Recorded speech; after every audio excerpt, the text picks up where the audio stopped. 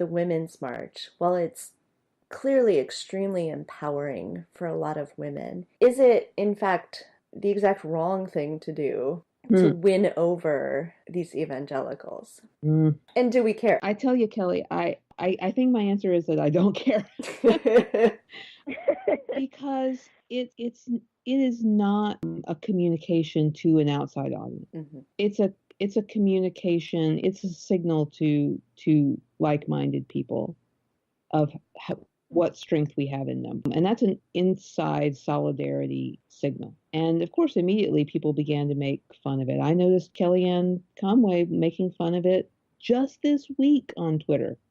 After the Alabama election, she said, notice that there are no more voters marching in silly hats.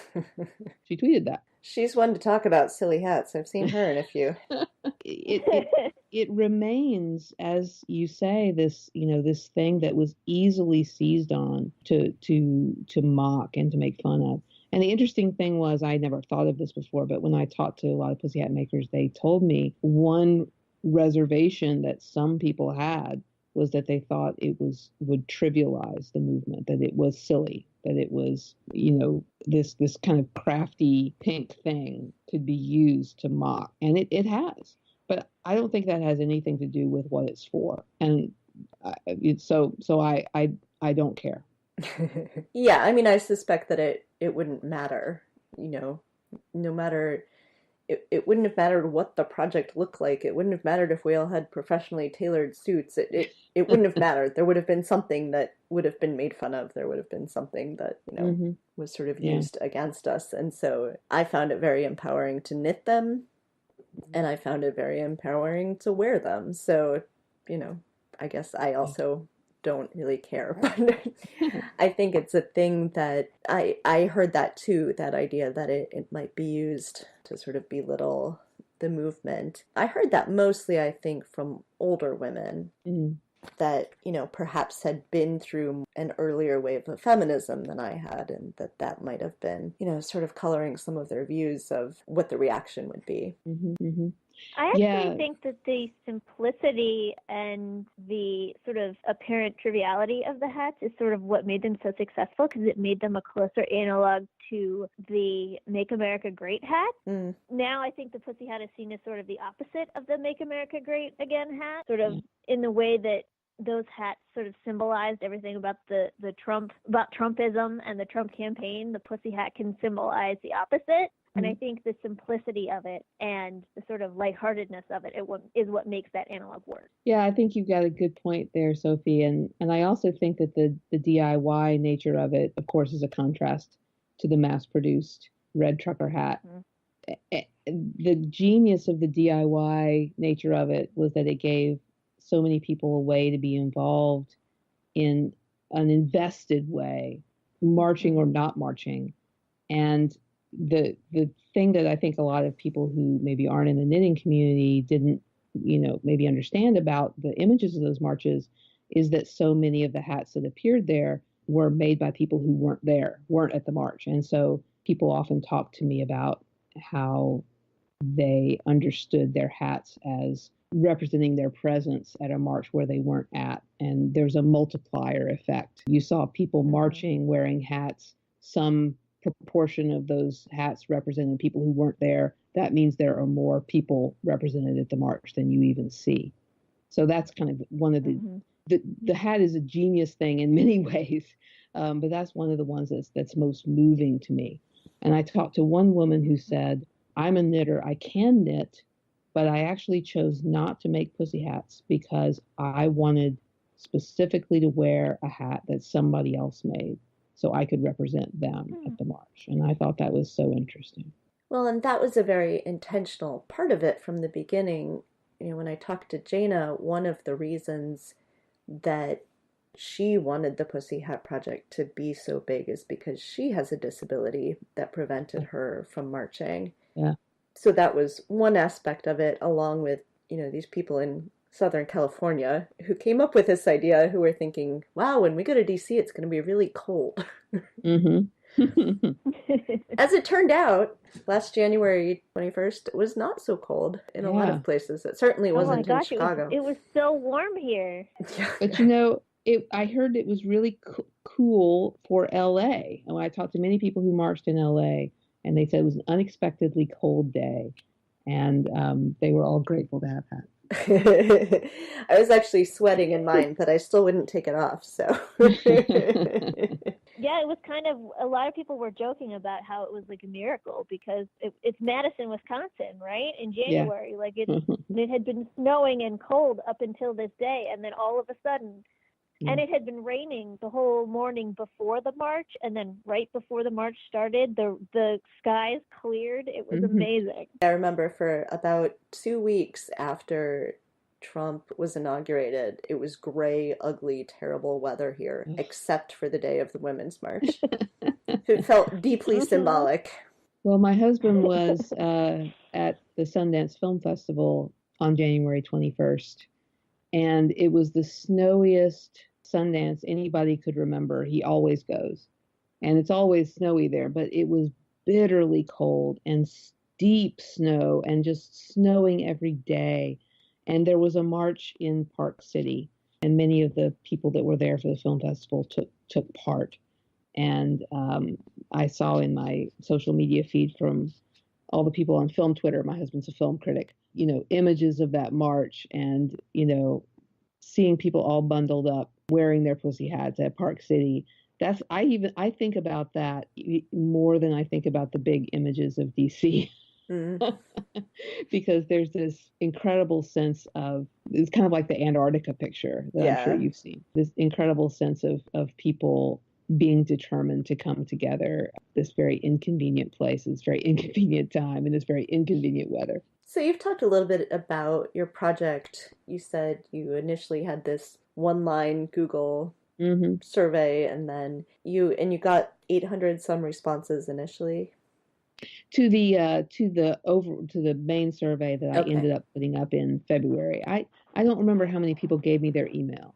I ended up, of course, emailing all those people and inviting them to take part in the main survey, plus putting out, again, the information on Ravelry, Facebook, and Twitter, and inviting people to pass it on to people they knew. I'm not sure where all those 800 people came from, but how many of them were part of that initial group. And then you did interviews with, you said 206 people.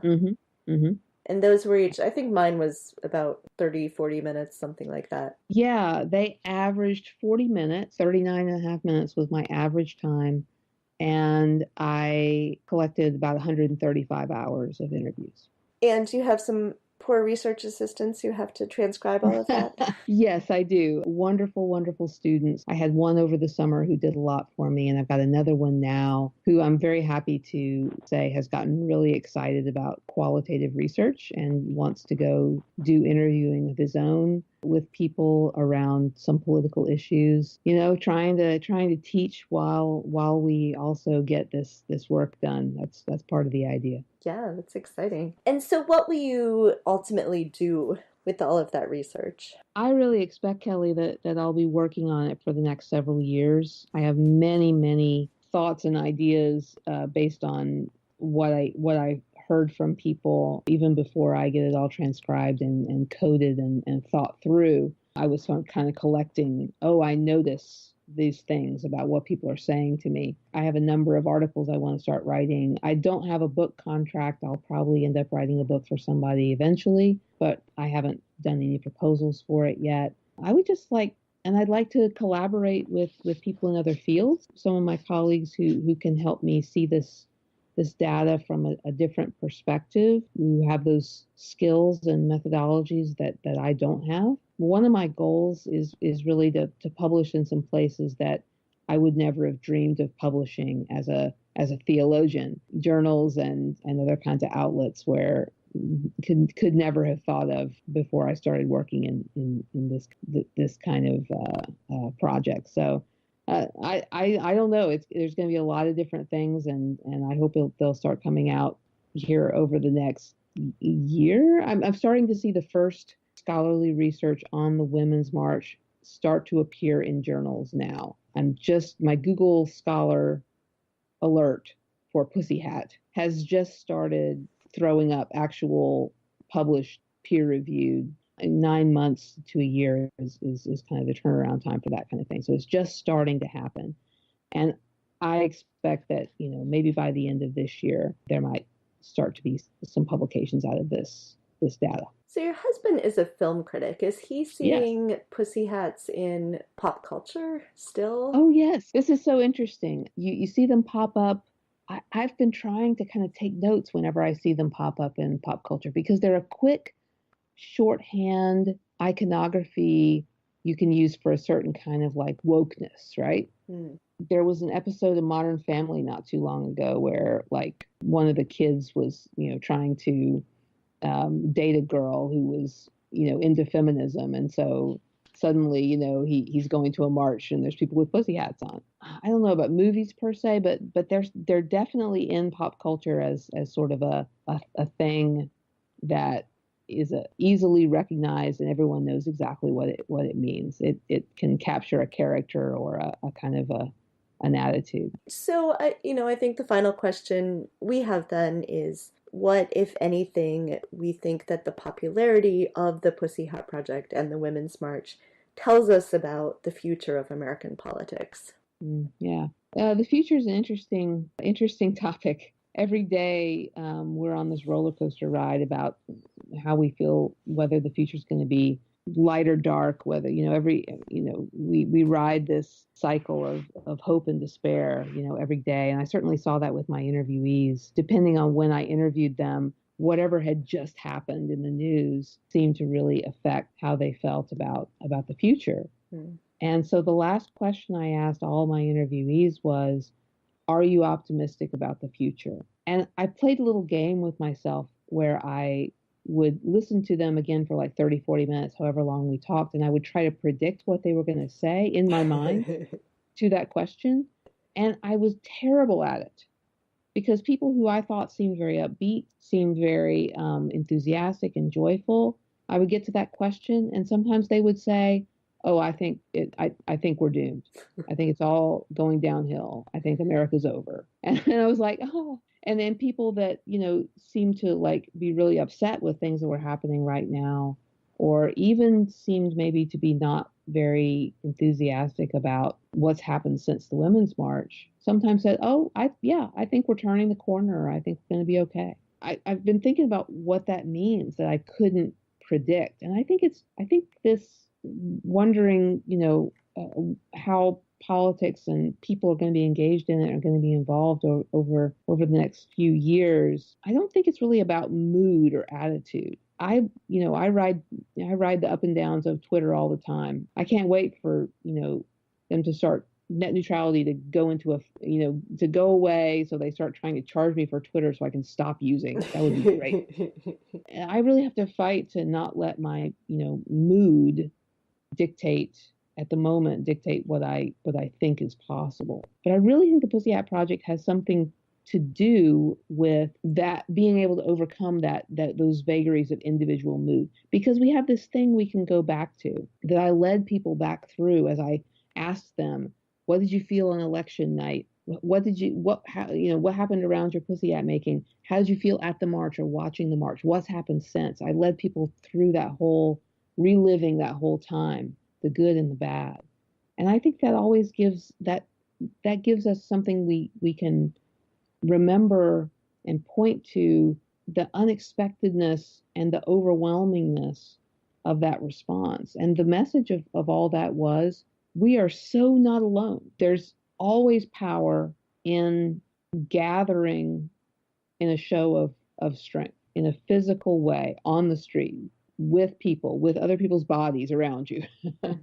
There always will be power in that, even in an autocratic dictatorship where people people have tanks rolling on them in those situations. That's a power that you have in your body, in your will, if you can summon it up.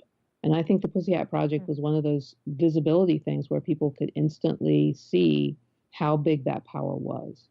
And that's why I think it'll continue to be important, and why it can ride us through some of those ups and downs where we really feel like our power is being taken away, that power can't be taken away from us. And I've heard a number of women